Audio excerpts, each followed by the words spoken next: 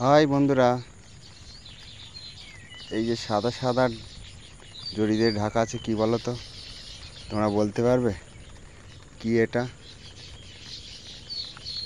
দেখো, একেবারে চারিদিকে নেট দিয়ে ঘিরতে হয়, কারণ বর্ষার সময় পুকুর, শ্যাল, বৃষ্টির সময় তো ওই জরির ভিতরে এসে থাকে, জরিকে ছিঁড়ে ফেলে দিয়ে দেয়।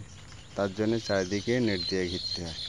শুধু আমার না, এখানে দেখো, এই আগে দেখতে পাচ্ছ সাদাই দেখা যাচ্ছে, ওই যে দেখা যাচ্ছে সাদা জরি দিয়ে ঢাকা, ওই যে দেখা যাচ্ছে সাদা জরি দিয়ে ঢাকা।